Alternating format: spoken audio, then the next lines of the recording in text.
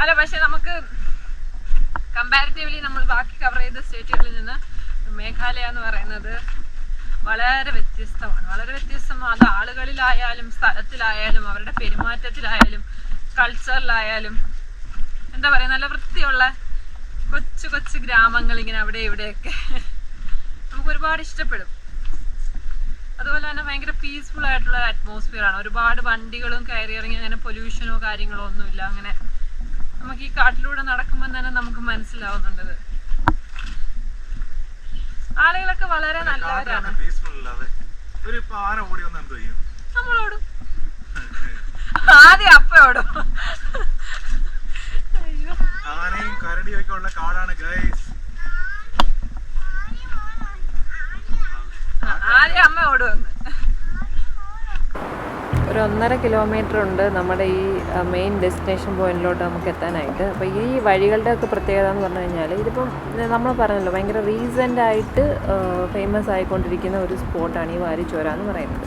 അതെന്ന് പറഞ്ഞു കഴിഞ്ഞാൽ ഇവിടുത്തെ ലോക്കൽസ് എന്താ പറയുക, അവർ കണ്ടുപിടിച്ച ഒരു സ്ഥലം അവരൊരു ടൂറിസ്റ്റ് പ്ലേസ് ആക്കി മാറ്റിയതാണ്. അല്ലാതെ ഗവൺമെൻറ് അപ്രൂവ്ഡോ അങ്ങനെയുള്ള കാര്യങ്ങളോ സേഫ്റ്റി മെഷേഴ്സോ യാതൊരു കാര്യവുമില്ല.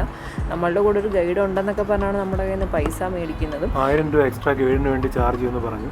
പക്ഷേ നമ്മുടെ കൂടെ ഒരു ഗൈഡും ഇല്ല. കാരണം ഇവിടെ വന്ന 2-3 ഗ്രൂപ്പുകൾക്കായിട്ട് അവർ ഗൈഡിനെ കൊടുത്ത് ഗൈഡ് ആദ്യമേ തന്നെ പോയി. നമ്മുടെ അടുത്ത് പറഞ്ഞത് കൊച്ചിനെ ഉൾപ്പെടെ ഗൈഡ് എടുത്തോളൂ എന്ന് പറഞ്ഞു. പക്ഷേ നമ്മളിവിടെ ഗൈഡും വന്നില്ല, ആരും വന്നില്ല. നമ്മൾ ഒറ്റയ്ക്ക് കൊച്ചിനെ എടുത്ത് നടക്കുകയാണ്. അപ്പം പലയിടത്തോട്ട് ഈ വഴി ഡൈവേർഷൻ ഉള്ളതുകൊണ്ട് തന്നെ നമുക്ക് കൺഫ്യൂഷൻ ഉണ്ടായിരുന്നു. പക്ഷെ ആകെയുള്ളൊരു കാര്യം എന്ന് പറഞ്ഞാൽ, ഇതിന് നമ്മളെക്കാൾ മുമ്പേ വന്നവർ അവിടെ റീച്ച് ചെയ്തിട്ടുണ്ട്. അപ്പോൾ അവരുടെ കൂവലും ബഹളവും ഒക്കെ നമുക്കിങ്ങനെ താഴെ കേൾക്കാം. താഴോട്ടാണ്, അതായത് വരിച്ചോര നമ്മൾ പറഞ്ഞത് കുത്തനെയുള്ള ഇറക്കം, സ്റ്റീപ്പായിട്ടുള്ള ഇറക്കം, മലയിടുക്ക്, അങ്ങനെയൊക്കെ അർത്ഥം വരുന്നൊരു വാക്കാണ്. അപ്പോൾ ഞങ്ങൾ വേണ്ട ആ ഒരു വഴിയെ എന്തായാലും പോകാമെന്നുള്ള രീതിയിൽ പോകണം. എന്തായാലും 1 കിലോമീറ്റർ എല്ലാം ഉള്ളൂ. അപ്പോൾ ഇതുവരെയും ട്രക്കിങ് വളരെ ഒരു ബുദ്ധിമുട്ടും ഉണ്ടായിരുന്നില്ല. നല്ല ലെവലായിട്ടുള്ള പ്ലെയിനിൽ കൂടെ തന്നെ ഇങ്ങനെ പോവുകയാണ്. അപ്പോൾ ഇത് കണ്ടാൽ തന്നെ നിങ്ങൾക്ക് മനസ്സിലാവും. കണ്ടോ, അവിടെ നിന്നിരുന്ന മരങ്ങളെല്ലാം വെട്ടി മാറ്റിയിട്ട് ഈ കാട് നമ്മുടെ 900 കണ്ടി അവിടെയൊക്കെ ഉള്ളതില്ലേ, ആ ഒരേ സ്ട്രക്ചറിലുള്ള കാടാണ്. അതേ ഒരു അറ്റ്മോസ്ഫിയറുമാണ്. ഇറങ്ങിയവരുടെ അവസ്ഥ ഈ വരുന്നവർ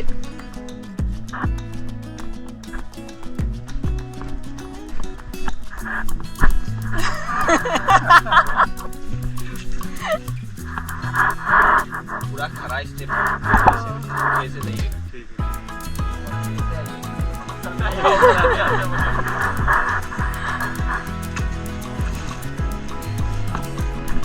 ഇതിനാണ് ഗൈഡ് വേണമെന്ന് പറഞ്ഞു കേട്ടോ. എല്ലാം തൂക്കിട്ടേക്കുന്ന അവരുടെ സാധനങ്ങളാണ്. വളരെ കുറച്ച് ദൂരം മാത്രമേ ഉള്ളൂ നിരപ്പായ സ്ഥലത്തൂടെ നമുക്ക് ട്രക്ക് ചെയ്യാൻ പറ്റുന്നത്. ഇനി ഇതേ സ്റ്റീപ്പായിട്ട് നമ്മൾ ഇറങ്ങാൻ പോവുകയാണ്. അപ്പം ദേ അവർ കമ്പൊക്കെ അടിച്ച് വെറുതെ ടെമ്പററി ആയിട്ട് സ്റ്റെപ്പൊക്കെ ആക്കി വെച്ചിട്ടേ ഉള്ളൂ. ഭയങ്കര ബുദ്ധിമുട്ടായിരുന്നു. ഞങ്ങൾ ബൂട്ടും കൂടെ ആയിരുന്നില്ല ഇട്ടിരുന്നത്, ഇതുവരെ ചപ്പലായിരുന്നു ഇട്ടിരുന്നത്. അതുകൊണ്ട് ഭയങ്കര ബുദ്ധിമുട്ടായിരുന്നു. കാരണം ഇവള് ഇറങ്ങി നടക്കുന്നില്ലായിരുന്നു. അവളെയും കൊണ്ട് വേണമായിരുന്നു നമ്മൾ ബാലൻസ് ചെയ്ത് പോകാൻ. നമ്മൾ ഈ നിൽക്കുക എന്ന് പറഞ്ഞാൽ നിങ്ങളിപ്പോൾ ഉദ്ദേശിച്ച നമ്മൾ നല്ല കുത്തനെ ഇങ്ങനെ നിൽക്കുകയാണ്. അതാണ് പ്രശ്നം. 45 ഡിഗ്രി 50 ഡിഗ്രി ചെരുവിൽ ഇങ്ങനെ നിൽക്കുകയാണ്. അതാണ് ബുദ്ധിമുട്ട്.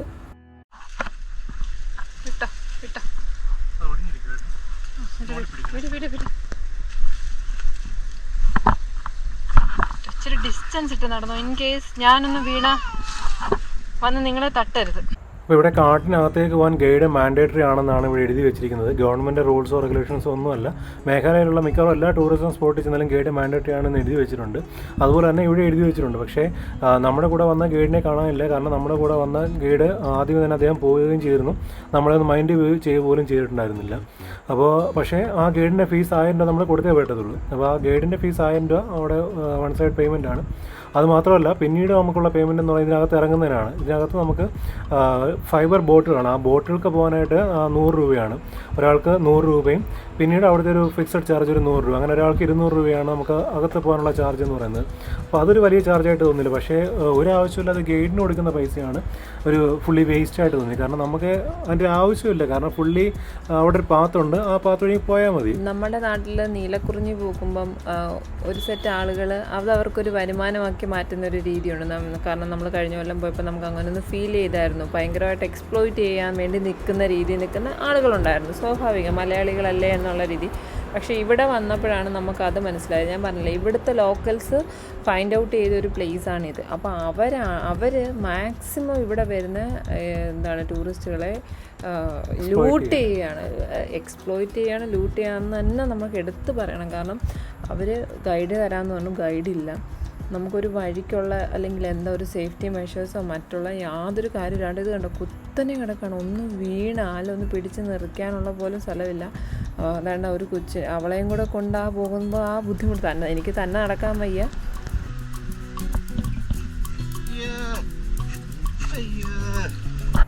ഇവരൊക്കെ കൂടുതൽ നേച്ചറുമായിട്ട് അടുത്ത് ഇടപെടി ജീവിക്കുന്നവരാണ്. ഇവിടെ തന്നെ മേഘാലയയിൽ തന്നെ ഒരു ബാംബു ട്രക്കിംഗ് ഉണ്ട്. നമ്മളത് 2 ദിവസം കഴിയുമ്പോൾ ഉടനെ തന്നെ അത് ചെയ്യുന്നുണ്ട്. പക്ഷേ ഇവിടെ വന്നിട്ട് അത് ചെയ്യാൻ പറ്റുമെന്ന് ഞാൻ വിചാരിച്ചിരുന്നില്ല. ബാംബു അല്ലാന്ന് തോന്നുന്നല്ലേ, സൈഡിലൊക്കെ കുറേ ബാംബു മാത്രമല്ല സാധാ കമ്പ് വെച്ചാണ് ലാഡർ അടിച്ച് കാട്ടി കിട്ടാൻ ചെടികളിലൊക്കെ വെച്ച് ഒരു ലാഡർ അടിച്ചിട്ടേക്കാണ്. യാതൊരു സേഫ്റ്റി ഇല്ല. ഒന്ന് മഴ പെയ്താലോ ഒന്ന് വഴിക്കൽ വന്നു കഴിഞ്ഞാലോ നല്ല രീതിയിൽ സ്ലിപ്പാവാൻ സാധ്യതയുണ്ട്. ഭയങ്കര ബുദ്ധിമുട്ട്. നമ്മൾ ഈ കാണുന്നത് പോലെയല്ല, നേരെ എങ്ങനെ പറഞ്ഞു തരുമല്ലയോ. നമ്മുടെ ശബരിമലയിലെ ആ കയറ്റം കയറത്തില്ലേ, ആ ഫസ്റ്റ് കയറ്റം കയറത്തില്ലേ, അതിൻ്റെ ഡബിൾ അത്രയും വിചാരിച്ചാൽ മതി. അതെ, നമ്മളിപ്പോൾ ഒരു മലയ്ക്ക് പെർപെൻഡിക്കുലറായിട്ട് നിൽക്കുകയാണ് നമ്മൾ.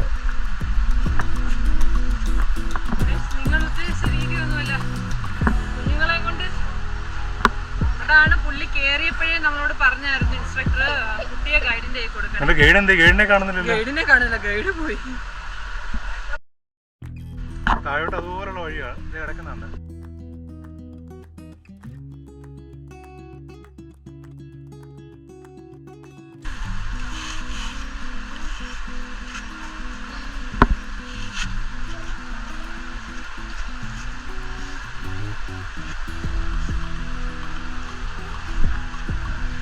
അപ്പേ സമ്മതിക്കണം, എനിക്ക് ഒറ്റയ്ക്ക് തന്നെ ഇറങ്ങാൻ വയ്യ. അപ്പതേ കഷ്ടം, അവളെയും കൊണ്ടാ പോകുന്നത്.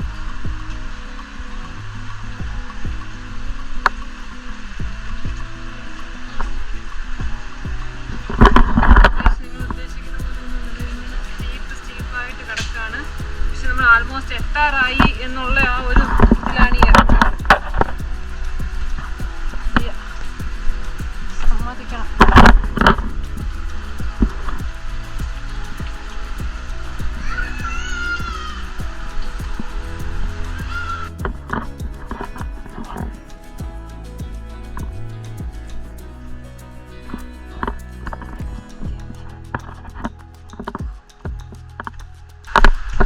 എത്തി എവിടൊക്കെ വെച്ചൊരു തൊലിയൊക്കെ പോയെന്ന് തോന്നുന്നു കയ്യിൽ നിന്ന് കാലിന്.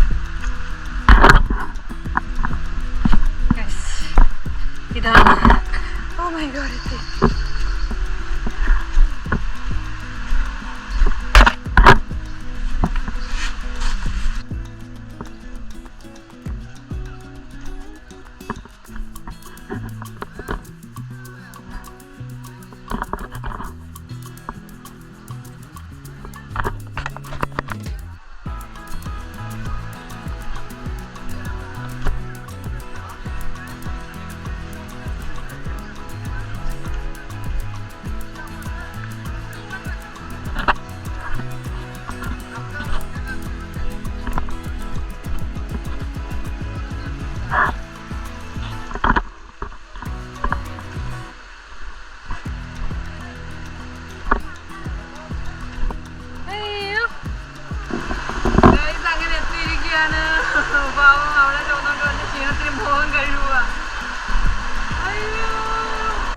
അത്രയും നടന്നിട്ട് വന്നിട്ടേ ആ തണുത്ത വെള്ളത്തിൽ അങ്ങോട്ട് മുഖമൊക്കെ ഭയങ്കര റിഫ്രഷിങ്, ക്ലിയർ ആയിട്ടുള്ള വെള്ളം, നല്ല വെള്ളം, സൂപ്പർ വെള്ളം. നമുക്കൊന്ന് ചാടി കുളിക്കാൻ തോന്നും. നമ്മൾ അതിനായിട്ടാണല്ലോ പോകുന്നത്. അതുകൊണ്ട് തന്നെ രാവിലെ വന്ന് എന്നിട്ട് ഇവിടുത്തെ തിരക്ക് നല്ല തിരക്കാണ്, ഭയങ്കര തിരക്ക് ഇവിടെ. പക്ഷേ ഈ സമയമാണ് ബെസ്റ്റ് എക്സ്പ്ലോർ ചെയ്യാൻ പറ്റിയ സമയം എന്ന് പറയുന്നത്. ഫസ്റ്റ് 2-3 ബാച്ചൊക്കെ പോയിട്ട് തിരിച്ചു വന്നിട്ട് അവർ പോകാനുള്ള തയ്യാറെടുപ്പ്. അത്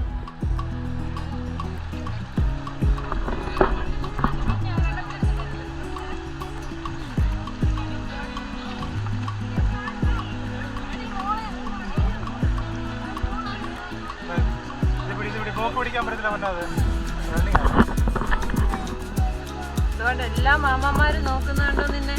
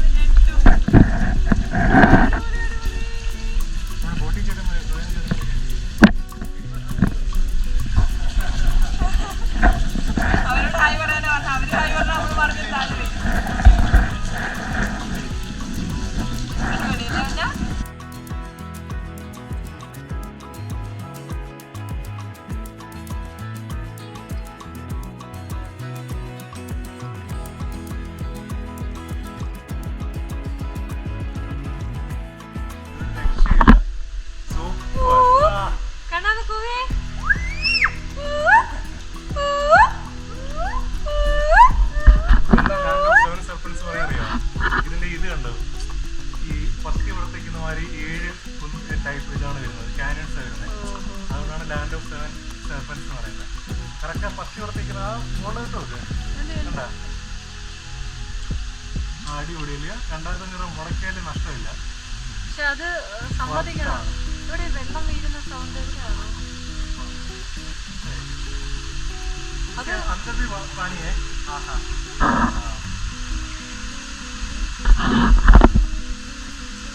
അങ്ങോട്ട് പോകുന്നുണ്ടോ നമ്മള് അങ്ങനെയും കൂടെ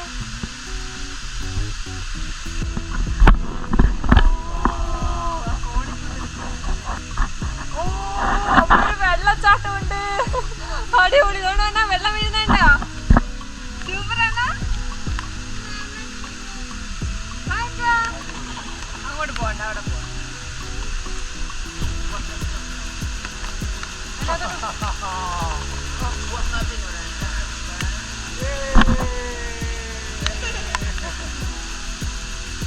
അടിപൊളി.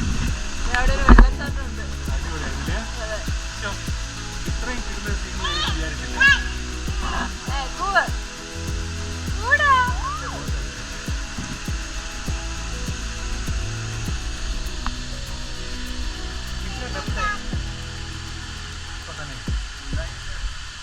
ശരിക്കും നമ്മൾ ആലീസ് ഇൻ വണ്ടർലാൻഡ് എന്നൊക്കെ പറഞ്ഞ ഇതിനായിരിക്കും അല്ലേ? അതെ, നല്ല ശരിക്കും നമ്മൾ വണ്ടർലാൻഡിൽ എത്തിയതുപോലെ തന്നെയാണ് നമ്മൾ അവതാറിനൊക്കെ. എനിക്ക് ശരിക്കും അവതാർ വാട്ടർ വേൾഡിന്റെ ലൊക്കേഷൻ പോലെ ഇത് തോന്നിയത്. ശരിക്കും ആ ഒരു സീൻസ് നമുക്കിങ്ങനെ പറഞ്ഞറിയിക്കാൻ പറ്റാത്ത രീതിയിലുള്ള ഒരു മനോഹരമായിട്ടുള്ളൊരു സംഭവം. ആ ഒരു കളർ കോമ്പിനേഷൻ തന്നെ ഭയങ്കരമാണ്. ആ ഒരു നീല നിറത്തിലുള്ള ആ ഒരു നദിയും റോങ്കിയാക്ക് എന്ന് പറയുന്ന നദിയും നമ്മൾ സിജൂര് കണ്ട നദിയില്ലേ, ആ നദിയാണിത്. അപ്പോൾ ഇവിടെ നിന്ന് പിന്നെ അത് സിജൂരെത്തി, പിന്നെ അത് ബംഗ്ലാദേശിലേക്ക് പോകുന്ന നദിയാണിത്. പക്ഷെ ഭയങ്കര രസമാണ് ഇവിടെ അതിൻ്റെ കളർ എന്ന് വെച്ച് കഴിഞ്ഞാൽ. കാരണം ഇവിടെ ഈ കുന്നുകളിലൊക്കെ തന്നെ ധാരാളം ലൈം സ്റ്റോൺ ഫോർമേഷൻസ് ഉണ്ട്.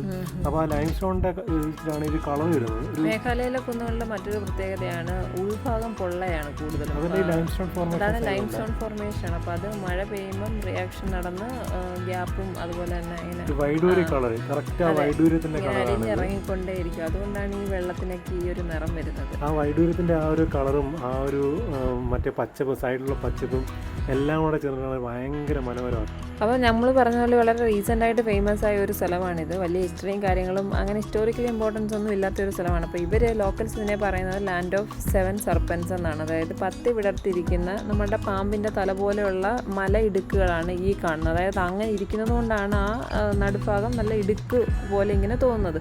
അപ്പോൾ ആ ഒരു പ്രത്യേകത മാത്രമേ ഇതിനകത്ത് പറയുന്നുള്ളൂ. അത് ഇവർ ചിലരൊക്കെ ഇത് വർഷിപ്പ് ചെയ്യുകയും അങ്ങനെയൊക്കെ ചെയ്യുന്നൊരു കൂട്ടം ആളുകളാണ്. ഞാൻ പറഞ്ഞില്ല, ഇവരുടെ കസ്റ്റംസ് രീതികളും റൂൾസും ഒക്കെ വളരെ വ്യത്യസ്തമാണ്. നമ്മൾ ഒരു നാട്ടിൽ ചെല്ലുമ്പോൾ നമ്മളത് റെസ്പെക്റ്റ് ചെയ്യുക തന്നെ വേണം. ഒരിക്കലും നമ്മൾ അതിനെ എതിർത്തോ അല്ലെങ്കിൽ അതിനെ കളിയാക്കുന്ന രീതിയിലോ അങ്ങനെ ചോദ്യം ചെയ്യലൊന്നും ചെയ്യരുത്. അപ്പോൾ ആ ലൈം സ്റ്റോണിൻ്റെ പ്രത്യേകതയാണ് ആ വെയിലടിക്കുമ്പോൾ അതിനൊരു പ്രത്യേക ഷൈനിങ്, ഒരു മാർബിൾ പോലെയൊക്കെ ഒരു പ്രത്യേക രീതിയിലുള്ള ഷൈനിങ്ങും കാര്യങ്ങളൊക്കെ വരുന്നത്. വെള്ളം വീഴുന്നതനുസരിച്ച് കാലാകാലങ്ങളായിട്ട് ഈ 2 വശത്തുള്ള പാറകൾ തേഞ്ഞ് തീരുന്നതാണ്. അതാണ് ഒരു പോളിഷ് ചെയ്ത ഒരു എഫക്റ്റ് ആ കല്ലിന് ഉള്ളത്.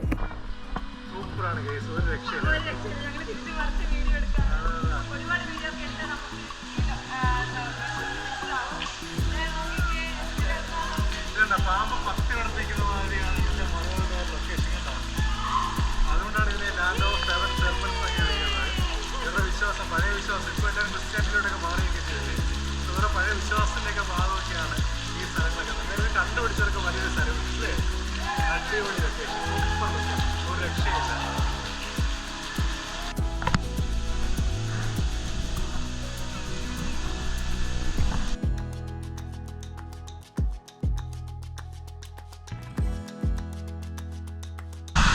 ഇറങ്ങാൻ കുറച്ച് കടുപ്പമാണ് ഗൈസ്. അപ്പോൾ ജാക്ക് വാപ്പസായി. നമ്മളെ ഇവിടെ കൊണ്ടിറക്കിയിട്ട് നമ്മുടെ ചേട്ടന്മാർ പോവുകയാണ്. അവിടെ ചെറിയ അരുവിയൊക്കെ കാണാം, അവിടെ കുളിക്കുകയൊക്കെ ചെയ്യാം.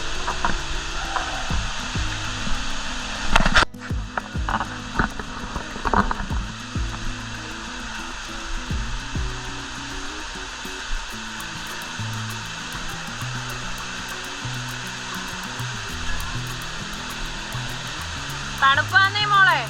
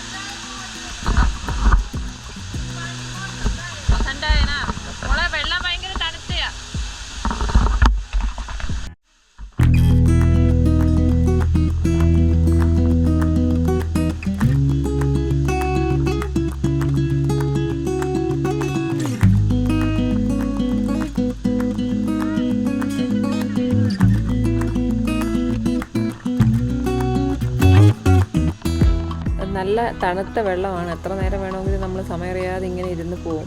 നമ്മുടെ യാത്രയുടെ ക്ഷീണമൊക്കെ പോകാൻ സഹായിക്കുന്ന ഒരു കാര്യമാണിത്. അപ്പോൾ നല്ല തണുത്ത വെള്ളമുണ്ട്.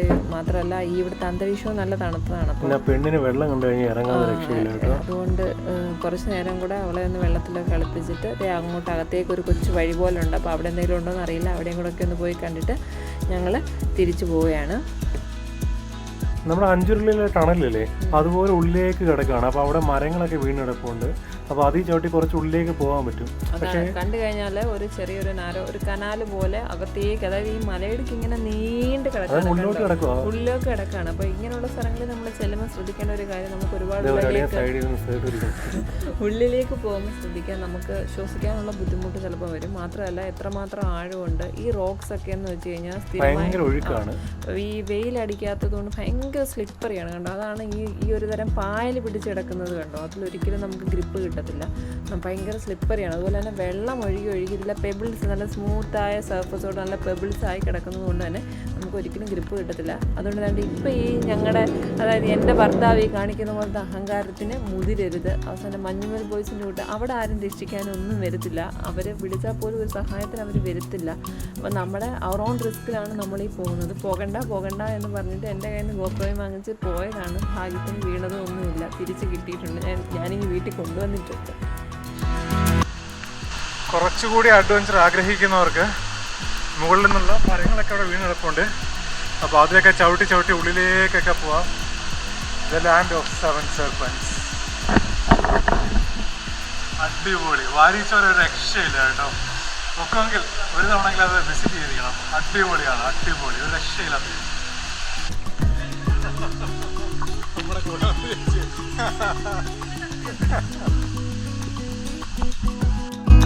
അപ്പോൾ ഇതായിരുന്നു വാരീച്ചോരയിലെ ഏറ്റവും പ്രധാനപ്പെട്ട കാഴ്ച. ജീവിതത്തിൽ ഒരിക്കലെങ്കിലും കണ്ടിരിക്കേണ്ടുന്ന ഒരു കാഴ്ചയാണെന്ന് ചിലപ്പോൾ ഞങ്ങൾ പറയും. അങ്ങനെ ഇവിടുത്തെ കാഴ്ചകളൊക്കെ ഞങ്ങൾ നല്ലതുപോലെ എൻജോയ് ചെയ്തു. നല്ല തണുത്ത വെള്ളം, ഒരുപാട് നേരമൊന്നും നമുക്കിവിടെ ഇരിക്കാൻ പറ്റില്ല. നമ്മളിവിടെ വന്നിരുന്ന് നമ്മുടെ സമയം പോകുന്നത് നമ്മൾ അറിയത്തതേ ഇല്ല. അപ്പം നമ്മൾ ഈ ട്രക്ക് ചെയ്തിറങ്ങിയ വഴികൾ മൊത്തവും, അതായത് ആ കണ്ട ഇറക്കം മൊത്തവും ഇനി നമുക്ക് കയറ്റമാണ്. നമ്മളത് തിരിച്ച് കയറണം. അപ്പം അത്യാവശ്യം നല്ലതുപോലെ ഒന്ന് ഫ്രഷ് ആയിട്ടുണ്ട്. നല്ല തണുത്ത വെള്ളം, യാത്രയുടെ ആ ഒരു ക്ഷീണമൊക്കെ ഒന്ന് മാറി ഒന്ന് ഫ്രഷ് ആയിട്ടുണ്ട്. അപ്പോൾ ഇനി ഞങ്ങൾ തിരിച്ച് കയറുകയാണ്. അപ്പോൾ ഇതായിരുന്നു നമ്മളുടെ വാരീച്ചോര യാത്ര എന്ന് പറയുന്നത് അല്ലേ? അതെ, സൂപ്പറായിരുന്നു, അടിപൊളിയായിരുന്നു. അപ്പം മുകളിലേക്ക് കയറി കഴിഞ്ഞിട്ട് ഇതിന്റെ ഡീറ്റെയിൽഡ് വിശേഷങ്ങളൊക്കെ പറയാം. അതാ അത്ര സേഫ് അല്ല കേട്ടോ നമ്മുടെ ഈ പടിയല്ലേ.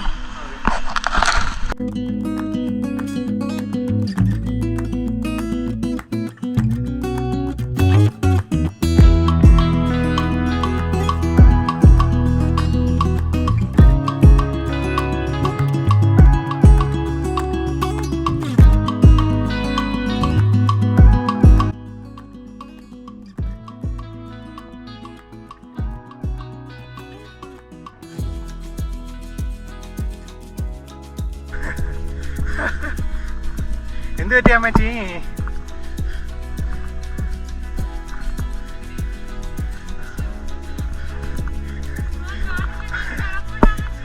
ഇവിടെ എങ്ങനെ പോലെ മുളം കാട് പഠിച്ച് കിടക്കാടെ.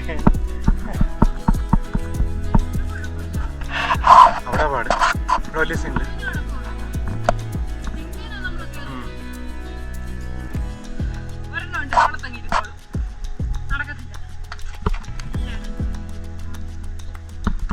കണ്ണാപ്പി ഇനി കിടക്കടേ. കണ്ണെന്ത് തിന്നുന്നേ? കണ്ണെന്തുകൂടെ കണ്ണത്? ഇതാണ് കേസ്, നമ്മുടെ മരച്ചീനിയാണ്. നമ്മുടെ നാട്ടിൽ കിട്ടുന്ന അതേ ടേസ്റ്റ് തന്നെ, ഒരു വ്യത്യാസമില്ല. മരച്ചീനിക്ക് എവിടെ നിന്ന് ടേസ്റ്റ് വ്യത്യാസം വരാനാ. അപ്പോൾ നമ്മുടെ ഇത്രയും കയറ്റമൊക്കെ കഴിഞ്ഞിട്ട് എന്തെങ്കിലും വൈകിട്ട് ഇത് നല്ല സ്റ്റാർച്ച് ആയതുകൊണ്ട് ഉള്ളി കിടക്കും. അപ്പോൾ ഇവിടെ ഒരു പീസിന് 10 രൂപയുള്ളൂ. അപ്പോൾ ഞാൻ അതിൽ ഏറ്റവും വലിയ പീസ് നോക്കി എടുക്കുകയും ചെയ്തു. മലയാളിയുടെ കൊല്ലണ്ട എന്ന് പറയുന്നത്. എരിയുണ്ടെന്ന് തോന്നുന്നു. ഇല്ല, ഇതിന് എരിയൊന്നുമില്ല. അത് മറ്റേ ഇവരുടെ അച്ചാറായ സംഭവം. ഇതിന് ഈ മഞ്ഞ, അത് മഞ്ഞ എരിയില്ല, ഒന്നുമില്ല, ഉപ്പില്ലെന്നേ ഉള്ളൂ. ഇല്ല, കൊച്ചിന് പറ്റാത്തത് നോക്കി കൊടുക്കണം. താഴത്തല്ലേ കണ്ണു കൊള്ളാവോ ചീനി? സൂപ്പറാണോ? കൊള്ളാവടി. അച്ചാറിനൊരു വെറൈറ്റി ടേസ്റ്റ് ഉണ്ടല്ലേ. നമ്മൾ ഈ കയറ്റമെല്ലാം കഴിഞ്ഞ് ക്ഷീണിച്ച് വരുമ്പോഴത്തേക്കും ഇവിടുന്ന് ഒരു പീസ് ചീനി വാങ്ങിച്ചതിന് അടിപൊളിയാണ്. 1-2 പീസ് ചീനി നിങ്ങളുടെ വയറിൻ്റെ കപ്പാസിറ്റി അനുസരിച്ച് വാങ്ങിച്ചു തിന്നാം. അടിപൊളി ടേസ്റ്റ് വേണം, നമ്മുടെ ക്ഷീണം പോവുകയും ചെയ്യും അല്ലേ.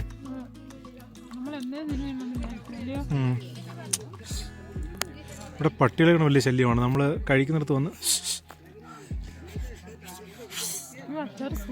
സൂപ്പർ അച്ചാറാ. ഈ കൊച്ചിനെ കാണാൻ തൊട്ട് കഴിഞ്ഞാൽ അറിയത്തില്ല, ഞാനേ ഓടിച്ചോളാം.